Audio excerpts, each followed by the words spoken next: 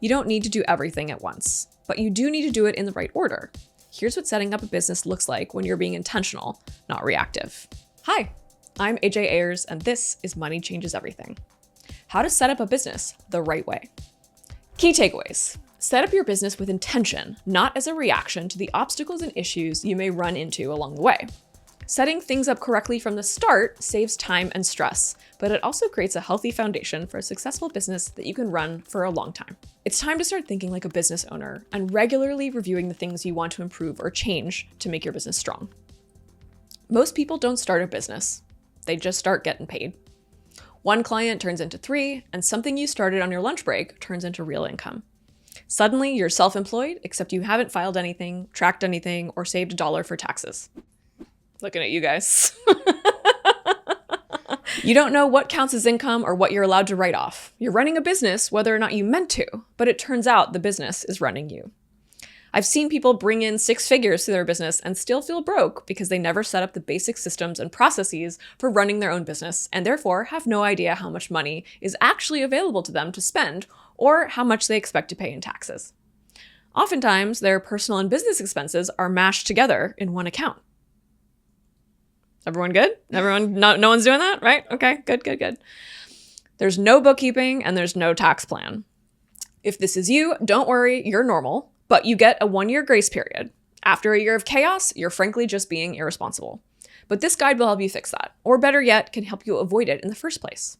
I'm not talking about startups, franchises, or brick and mortar shops. This applies to anyone providing goods or services whose income is paid to you personally. I mean consultants, creatives, freelancers, influencers, small-scale makers. For these people, you don't need a business plan. You don't need an MBA, but you do need a clear structure, a clean paper trail, and a rough idea of where you're headed as a business. This can take a few hours of your life and cost some money, but it will save you from years of chaos. And not to be dramatic, but the sooner you get this admin shit out of the way, the higher the likelihood of your business surviving. What sort of entity should I be? If there's any real risk you could get sued, you probably want an LLC. That's a limited liability company. It doesn't change how you're taxed. It just adds a layer of legal protection between your personal assets and your business. This is where people get confused. An LLC is not a tax identity. It's a legal shell. You can have an LLC that's taxed like a sole proprietorship, which just means you, or one that's taxed like a corporation. Either way, the IRS doesn't care that you have an LLC. What matters is how you choose to be taxed. There are really only 2 ways small business income gets taxed. Option 1, the sole proprietor. This is the simplest version. Income gets paid directly to you, and you report it on your personal tax return using a form called Schedule C. That's it. You pay income tax and self-employment tax, and you're done. Even if you have an LLC, unless you've elected a different tax status, this is the default. You're still a disregarded entity in the eyes of the IRS, which just means everything flows through your standard personal 1040 tax return. Option 2 is that you're an entity, an S-Corporation or a partnership. This is more complex and only worth considering once your income justifies it. If you have a business partner, you'll need a partnership entity. In this structure, the income is paid to the entity, not to you personally. You then take the money out of the entity as a salary or draw, depending on the setup. The business files its own tax return, one that's separate from your 1040 and usually costs money to file. It's usually on Form 1120S, and that is due by March 15th, a few weeks before your personal taxes. Your share of the business's profit or loss is reported to you on a form called a K-1, and that is what you plug into your personal tax return. The key takeaway, both setups can be LLCs. The LLC gives you liability protection. The tax structure determines the complexity. If you're just starting out or staying solo, you're likely in the first camp. If your business grows, you can opt into the second. For my New Yorkers, an S-Corp rarely makes sense in New York City. That means any of the 5 boroughs. This is because there is a nasty 8.85 corporate tax rate on net income for all corporations that do business in the city. So think before you S-Corp if you're my neighbor. How long does this take and how much does it cost? Setting up a basic business structure takes a few hours of your time, but some pieces, like the LLC paperwork, take a few weeks to process, so start there. If you're sticking with just a sole proprietorship with no LLC, you can get an EIN, that's an employer identification number, in about 5 minutes. Take that to a bank, get your business checking account set up, and you're good to go. To go the LLC route, I like using a company called CorpNet to set it up. It'll cost you about $1,000. However, you'll need to wait for the LLC paperwork to be approved before obtaining that EIN. Lucky for you, I've already written a step-by-step walkthrough for how to apply for an EIN. And by the way, it's totally free. Here are the estimated ongoing costs for running a business. Monthly, you've got QuickBooks, which is about $25 a month. Your website, probably about $25. Email and your workspace and storage, probably $20 to $50 for Google or something similar. You probably want to use some AI tools. That'll be another $20 to $50. And then there's that annual expense of your accountant. At a minimum, I'd probably expect to pay around $2,000 for a tax return. If you have that more complex business setup, I'd budget about $5,000. Your accounting and tax filing costs will vary widely, but budget about $2,000 if you're smart and want to do this the right way. Budget that $5,000 or more if you plan to hire employees and will need a separate entity like an S-Corp or a partnership if you have a business partner. Bookkeeping. You'll need it. Set up QuickBooks. This is not optional. If you really just can't do it, then read my post on bookkeeping and hack it with a spreadsheet. You will suffer later. If you don't have a system to track your income and expenses, you don't have a business. You have chaos. QuickBooks is the easiest way to stay organized, pay your taxes accurately, and actually understand how your business is doing. I am not sponsored by QuickBooks. I do not love QuickBooks, but unfortunately, that is the system we have, and that is a system that most accountants use. So if you use something else, you'll probably end up switching in the future. I don't like it either. There is a learning curve to QuickBooks, but you're running a freaking business. You can spend 5 hours learning how to use a new piece of software. You can also hire someone to teach you, and I highly recommend that you do, sooner rather than later. But remember, anyone you hire is going to want to see a P&L for your business. So the sooner you get your shit together, the better. If you spend just 3% of your time on the finances of your business and you're working 40 hours a week, you'll spend 1 hour a week looking at income and expenses. I think we can all manage that. Taxes. Yes, you should get an accountant as soon as you start your business. But most people don't because they don't have revenue to justify the expense. You also need to pay your quarterly estimated taxes. However, most people don't. I get it, but you still have to pay tax on the income you earn. Otherwise, you'll get fined. Here is the simplest way to not be surprised by a giant tax bill. Save 30% of every dollar you make if you make less than $150K.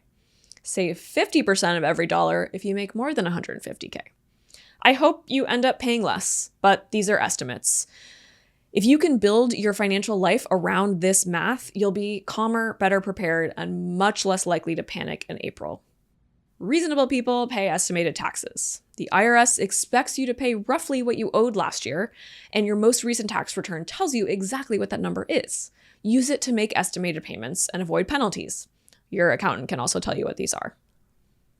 If you don't want to pay quarterly estimates, that's fine. You can skip them and just pay a small penalty on the difference. As of this quarter, 2026, that penalty rate is 7%. Here's a quick example with a caveat. I'm oversimplifying to make this point clear. The real penalty calculation is more nuanced and usually a little bit less punitive than I've illustrated here because it depends on how long the tax went unpaid. But this example should get you in the right mental model. Last year, you earned $100,000 as a W-2 employee and paid $30,000 in federal tax. Simple enough. This year, you earned the same $100,000, but it was all self-employment income, and you paid in no taxes throughout the year. The IRS requires you to pay at least 90% of last year's tax to avoid penalties. So 90% of $30,000, you should have paid $27,000 in taxes. Since you paid zero, you owe a 7% penalty on $27,000. Which is about $1,890 due when you file in April. And by the way, those IRS rates change quarterly.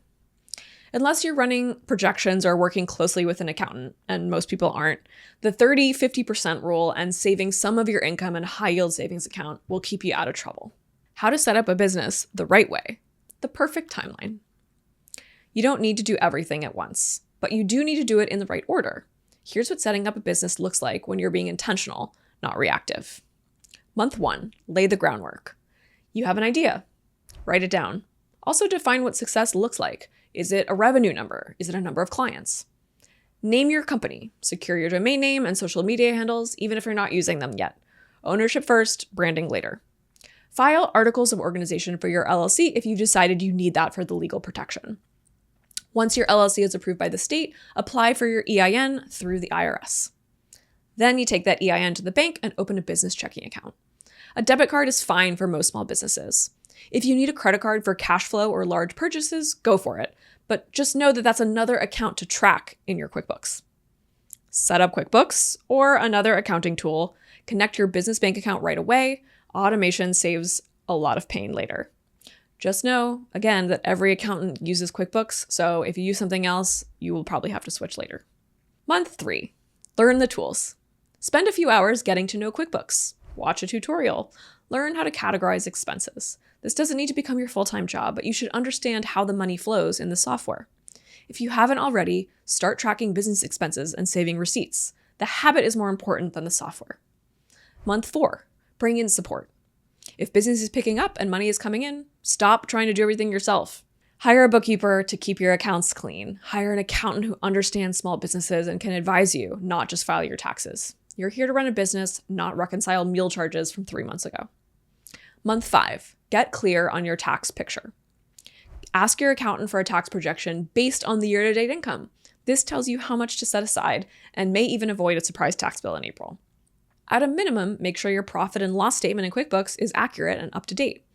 Your net income is what matters for taxes, not your total revenue, not what's sitting in your checking account. And remember, save at least 30% of your net revenue for taxes. If your income is higher than $150K, go closer to 50%. If you save more than you owe, great. If you save too little, now you have a problem. Month 6, check your systems. Review how money is moving through your business. Is everything going through your business account?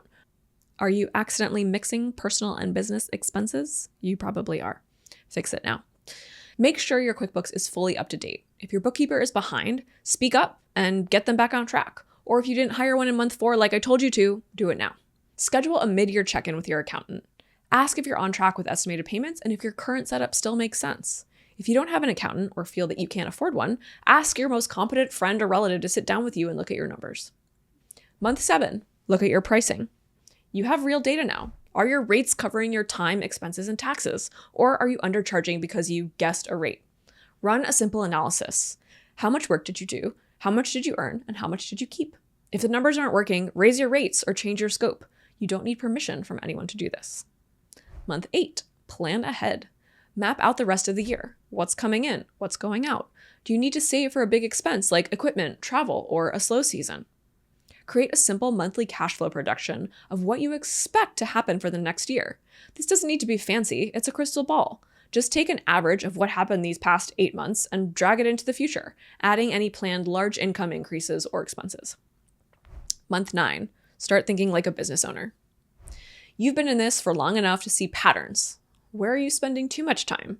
Where are you spending too much money? Set business hours. Create a system for drafting proposals or onboarding or billing. This doesn't have to be super corporate, it just has to work for you. Month 10, review your entity type and retirement contributions. If you're earning consistently and the numbers are strong, talk to your accountant about whether it makes sense to elect S-Corp status for the next year. If you're in New York City, it's probably not worth it. An S-Corp can lower your tax bill, but it comes with strings. You'll need to run payroll, file extra forms, and stay on top of compliance. While you're at it, ask if it's time to open a SEP IRA or a solo 401k to start putting money away for retirement. It probably is. Month 11, evaluate your tech stack. Is QuickBooks still working for you? Are there AI tools, client portals, or CRMs that could save you time or make your process smoother? Avoid shiny object syndrome, but don't stick with broken systems out of habit. Month 12, run a full year review. Congratulations, you've been in business for a whole year. Pull your profit and loss for the year. How much did you bring in? How much did you spend? What did you keep? Look at your best clients or customers. What do they have in common? Who should you work with more next year? Decide what to drop. Bad clients, low margin work, systems that create chaos, leave them there. Celebrate what went well and write down 3 numbers you want to improve for next year. These are called KPIs or key performance indicators. Of course, businesses are messy and it's unlikely you'll follow this timeline perfectly. You can start this plan anytime, even if you've already been in business for years. And remember, you can always change your mind. And here's my parting shot. Admin is boring until it saves your ass.